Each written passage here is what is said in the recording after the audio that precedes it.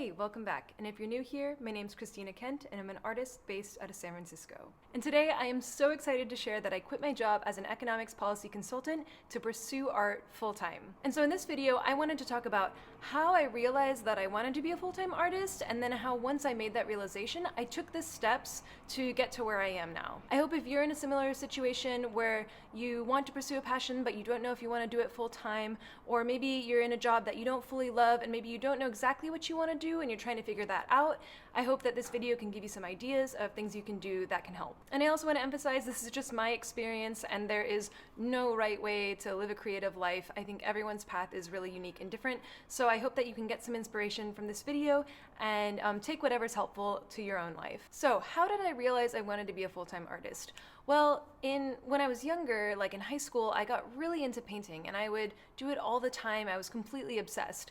But at the time, I didn't think that you could pursue a career as a fine artist. I knew you could be like a graphic designer or an animator, but those paths didn't appeal to me very much. I really just liked painting, but I just didn't think it was an option for me. At the same time, I was really good at math and I love psychology, and I wanted to do something that felt challenging and important, and that seemed like a respected profession, something that seemed really hard and impressive. Like, I think I was really concerned about that when I was younger, and also to pursue something that seemed like a stable, clear career path. So I decided to pursue a career in economics. I studied economics in undergrad, and the more I studied, the more I thought, okay, this might be the right path for me. I loved reading research papers and learning about new research and just understanding more about how people responded to incentives and how you could study policy using economics methods. And it felt like as an economist, I could work on big, important issues. So this led me to pursue a PhD in economics, which I did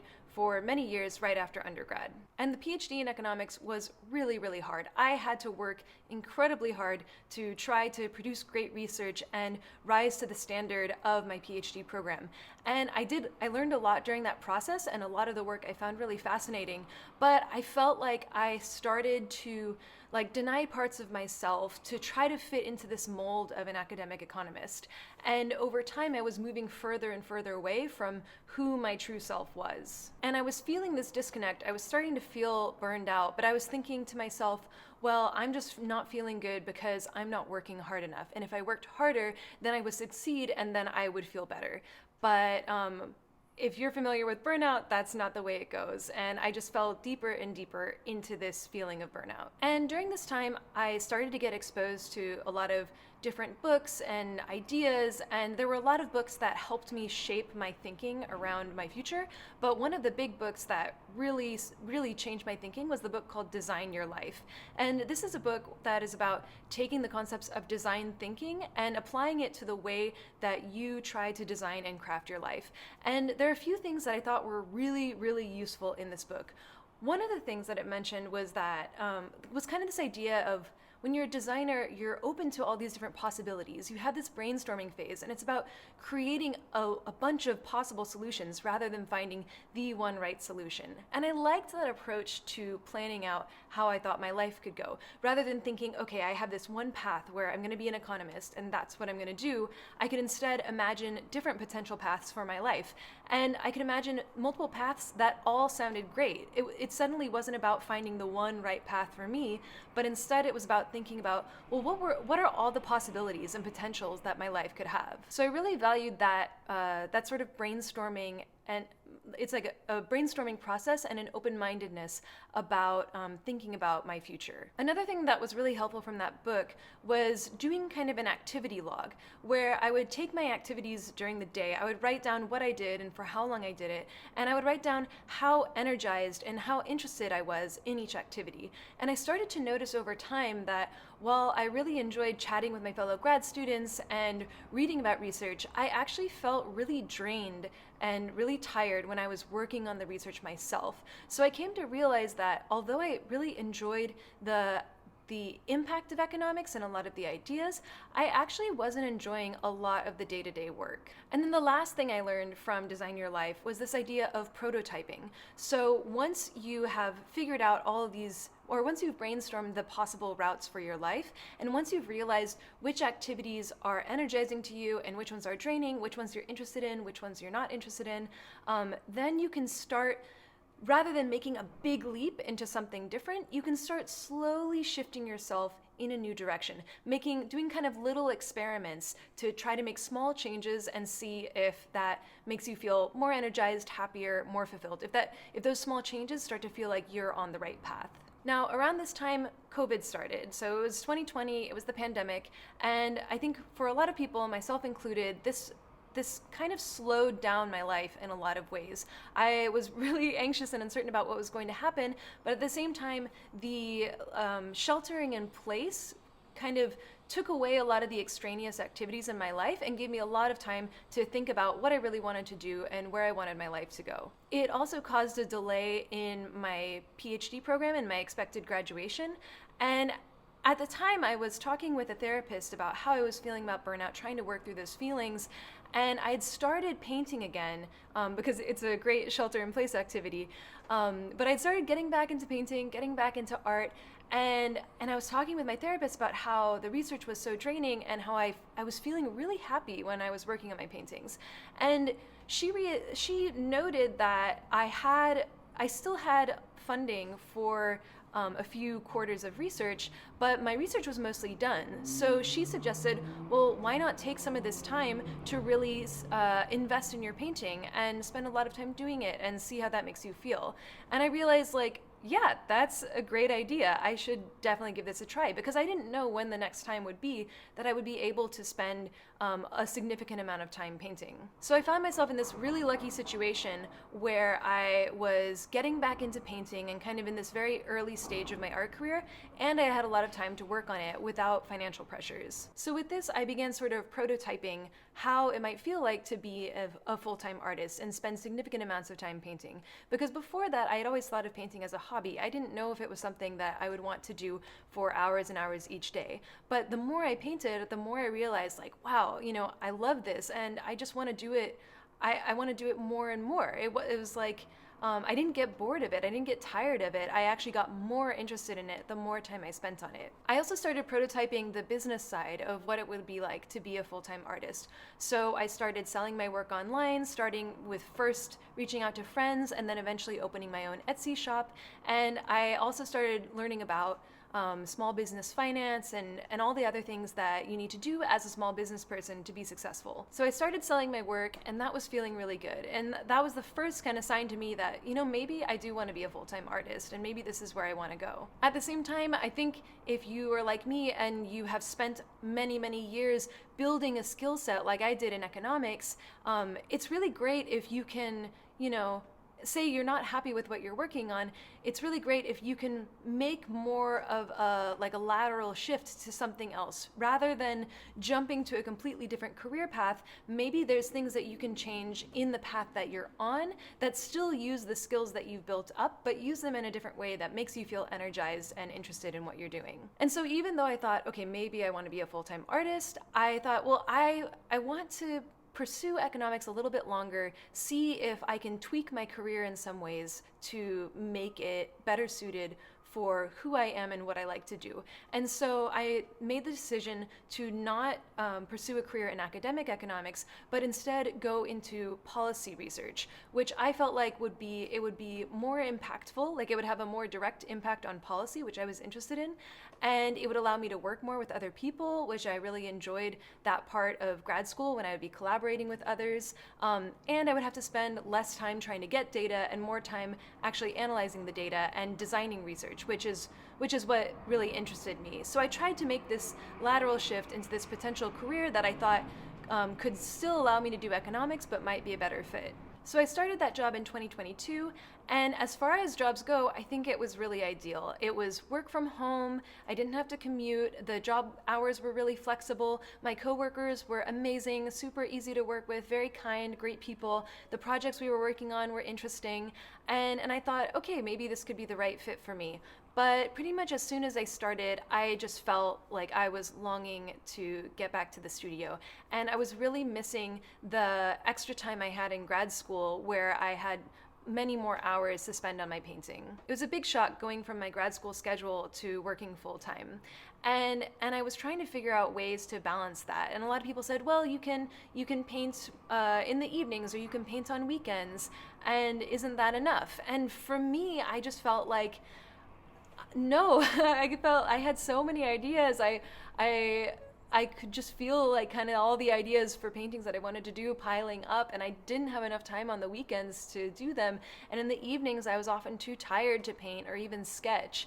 And I was just thinking, like, how do other people make this work? Like, especially if I spend my whole weekend painting, then what about time for friends? What about time to rest? I just felt like there just wasn't enough time, even to do the small errands of daily life. I couldn't balance the full-time job and painting and everything else that was important to me. And I just realized that for me, it was not enough to just fit art into these little slices of time around my work week. So I was really stressed, I was really longing to be painting, and I was determined to find a way to get more painting time. At the same time, I tried my best to make it work. I would get up at 6 in the morning and I would paint before work. I would paint on weekends and also do all of my art business stuff on the weekends. I would work late into the evening on my business, and that gave me time to do the art that I wanted to do, but at the same time it meant that I wasn't resting, I wasn't taking vacations, or if I did take a vacation, I was stressed because I really just wanted to spend that time in the studio. Like, I just wanted to spend every extra hour that I had painting, and it meant that I didn't have time for all these other things in my life.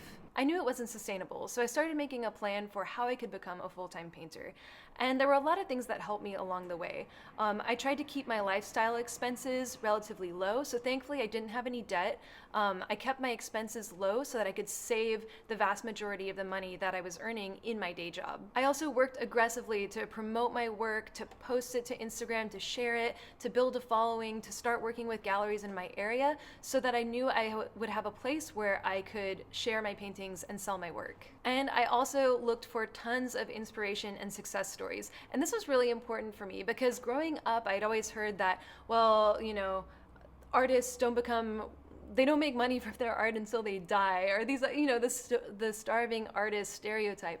I had grown up hearing all these things, and those were the examples that I knew. So I needed to kind of rewrite those stories and start looking for artists who were successful just from their art. So I started listening to podcasts of interviews with full-time artists to hear their stories. I started following artists on YouTube who would share like a day in my life or talk about their transition from working a day job into a full-time artist. And some of the stories I felt like they couldn't really apply to me. The artists were in really different situations, so I thought, okay, I didn't feel like there was much I could draw from that. But other stories were really inspiring. I saw other artists who maybe didn't go to art school but were doing art full-time, or who had a full-time day job and were able to slowly transition into an art career. And I saw those stories and I felt like, oh wow, okay, if they can do it, then I can do it too. So I was sort of surrounding myself with these success stories and the idea that I can make this work and there are ways to make it work. And that really helped motivate me and get me through the hard times when I was feeling a lot of doubt. Also, gradually over time, my business was growing. I was selling more paintings. I was starting to get into shows at local galleries.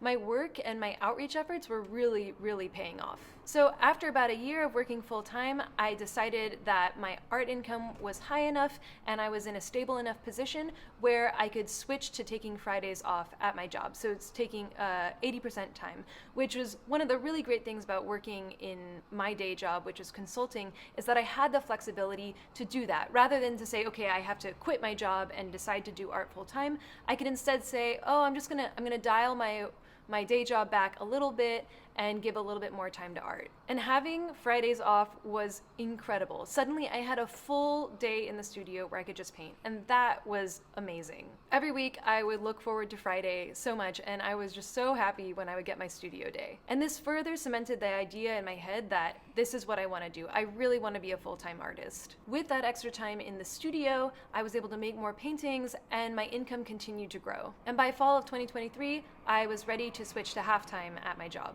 After switching to half-time, I was so excited because I was able to spend whole afternoons in the studio every week, and that was really awesome.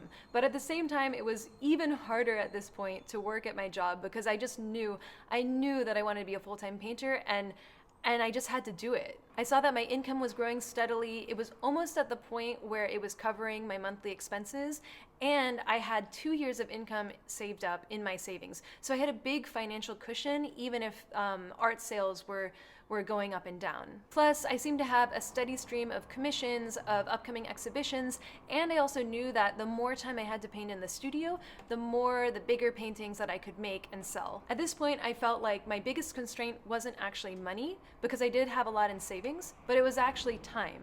And I was feeling like I had all these ideas, and I had a lot of opportunities too that I was turning down just because I didn't have time for them. So I could see how if I quit my job, I could actually take advantage of these opportunities and be able to build my income. So by January this year, after looking at everything, I decided it was time to quit. Now I will say, even after deciding to quit and knowing that it was what I really wanted to do, I was still really scared. Just like the idea of submitting my 2 weeks notice made me feel so nervous. This was my first real steady job with health insurance and benefits, and I was quitting that to pursue a career that I had been taught my whole life was really, really uncertain. But I looked at all the facts, I looked at my plan, and I realized that there really was nothing to be afraid of, and that it was fine to be nervous. I think that's just normal when we're making any big change, but that didn't mean that I shouldn't do it. So I had my call with my supervisor, I put in my 2 weeks notice, and I just felt an incredible relief.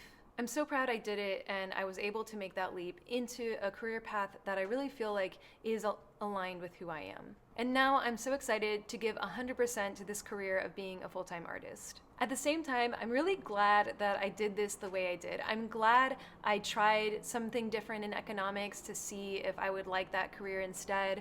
I'm glad that I slowly shifted my work from economics to art, and that I took a lot of time to plan things out so that I wasn't making a really big and sudden leap. I think this gave me time to test out what it would be like to be a full-time artist, and kind of gradually wade into it rather than making a big change. Because I think oftentimes we don't know what we want to do until we actually do it. We can love the idea of something, like how I love the idea of being an economist, but when it comes to the day-to-day work, we're only going to know if we like to do it by doing it. With art, I love the work, I love the impact, but I also just love the day-to-day. I love coming into the studio and painting and getting lost in the creative flow. And I even enjoy running my own business, even the boring things like taxes and finances and things like that. I love how as I work on it, I know I'm building the career that I love.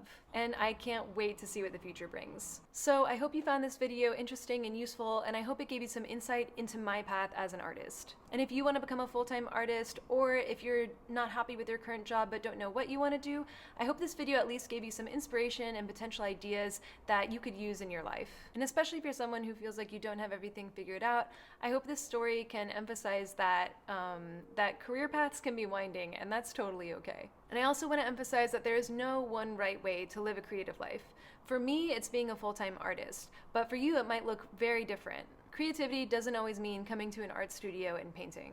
I think everyone builds a creative life in their own way. You just gotta find out what works for you. Anyway, let me know in the comments if you have any thoughts or reflections on this video. And also, I have to say a huge thank you to everyone here for all those who have commented, liked, subscribed to my channel, for my supporters on Patreon. All of you have played a huge role in contributing to my art career. It's because of you that I was able to get to this point where I could quit my day job and do what I love full-time. So a huge thank you to all of you for supporting my channel and my work. Anyway, I hope you liked this video. Thanks again for watching, and I'll see you next time.